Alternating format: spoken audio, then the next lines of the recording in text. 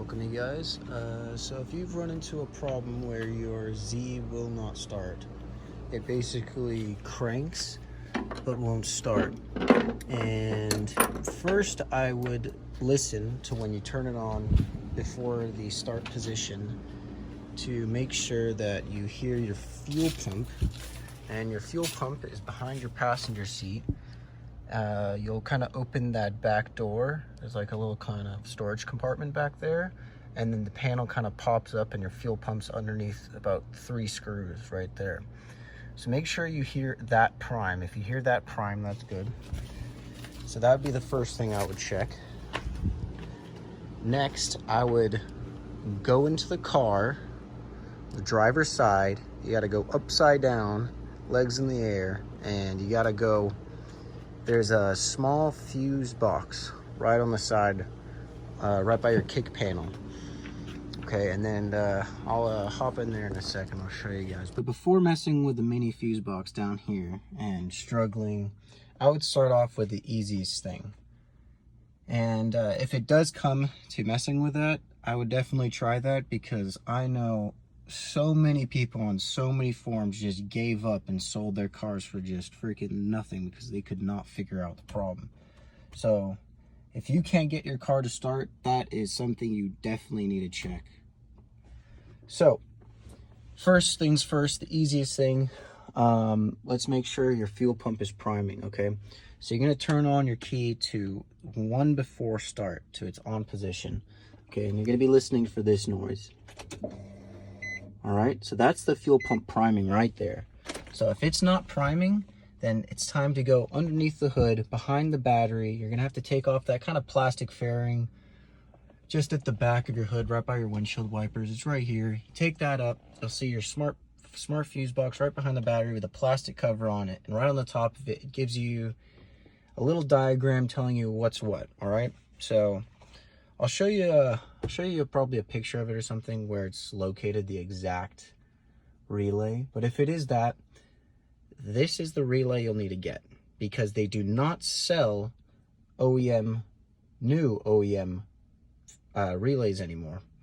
And if you want to get a used one, or not super expensive, but I want something brand new, something that's not going to break down on me again.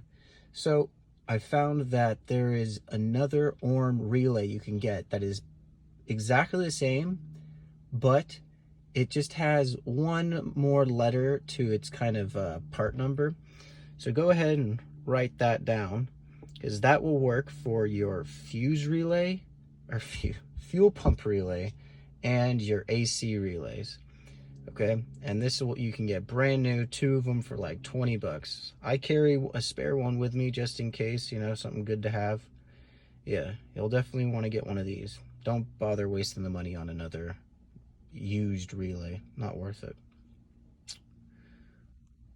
So now we are on the passenger side, underneath the hood, kind of behind the battery, off to the left of it, All right, so this is your smart fuse box. Okay, here's your little diagram of your fuses. All right, and if you want, you could probably check this first because it's easier once again. So your fuel pump fuse, bottom on the left. So it's at 15, bottom on the left, right there. So go ahead and check that, pull that out, check that. If that's good, and you're still not getting power back there, then it's probably your relay right here. So you're gonna wanna go ahead and buy one of those relays I showed you. And I believe it's this bottom one right here. So go ahead and just take those both out, because it's the same relay for both of those. So you can go ahead and take both of them out and switch them around. That way you can tell, because one of them should at least be working. So if you switch them around, fuel pump's working, you got a bad relay, you can go ahead and buy one of the relays I showed you. And if that's the case, then hopefully it's not hot where you are, because you are pulling out the AC relay. So your AC compressor will not work. But at least your car will run, you can get to work. So wins and loses, but you can buy it through Amazon, those relays, and they're like 20 bucks, and you can get them in like 4 days or something. So it's not too bad. And yeah, if that's your problem here, that will fix it. And if you also have a bad relay for your AC compressor, it will either stick on or stick off. If your battery is continuously dying, that's probably your problem right there. So go ahead and check this relay, pull that out, and then you basically turn your car to not the start but the on position. And if that were to be the case and that was killing your battery, you would hear a click from the clutch on the AC compressor kind of closing up so it grabs. And there you go, you can fix that too. These Z's are prone to having problems, but once they're running, everything's good. Pretty good cars. All right, so now we're on the driver's side. So we're gonna go underneath. You can go underneath by either open up the door all the way or going upside down like I do up in here. And you'll see that underneath this, you'll see the mini fuse box. All right, so now we're by the mini fuse box. So these two 15-watt fuses power this entire fuse box. So go ahead and pull these two out, check if they're blown.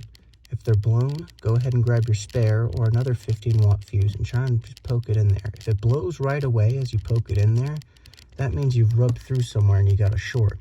So go ahead and find these two blue-white wires right here. Once you got those, go ahead and cut them and then basically run a wire to those, solder or kind of crimp a wire onto them, and then either tape or shrink wrap that, and then run it to an inline fuse, both of them, and then run that directly to the battery. And I'll show you where you can hook that up to the battery, and that'll fix your problem. This way, and you have to run fresh power to those two blue and white wires underneath the dash to power that fuse box and to stop it from destroying those fuse boxes, because that's one of the problems with it shorting so bad, and with so much power going to it, it would short out the whole fuse box. The wire was shorted, but then it would also short the fuse box, melting bits in it and screwing it up. So once you've ran fresh wires to those two wires that I showed you, those two blue and white wires, you put two 15-watt fuses in there, you're good to go. All right, so your car will start, and that will be awesome. You'll be extremely happy, just like I was. All right, next problem is when those two wires get to here, one of them splits off and powers your fan for inside the car, running your AC, your heat, just the fan in general. Okay, so when that happens, you go ahead and you go in here, and there's that blue and white wire with a pink highlight. So that wire powers that fan, okay?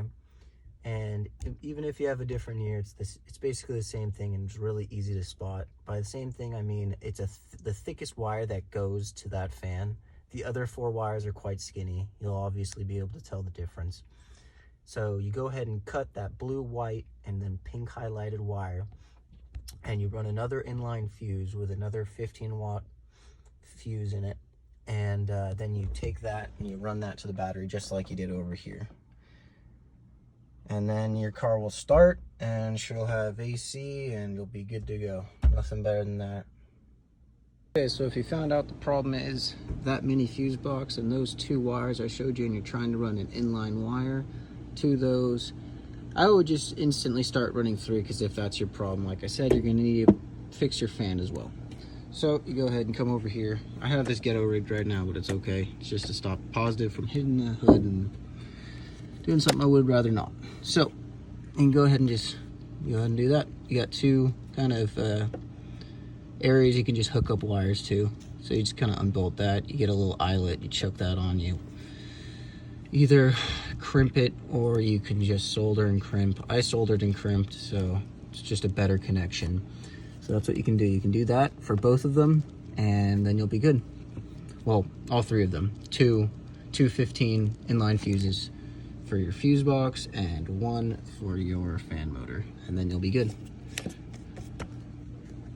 All right, so if you like this video, go ahead and like, subscribe, and if you guys have any questions, feel free to just message me. And if you have any other electrical problems, go ahead and message me. I could probably give you a good heading to go, and if I fixed it, I can give you perfect directions to make another video for you guys. No problem. Just let me know. Thanks, guys.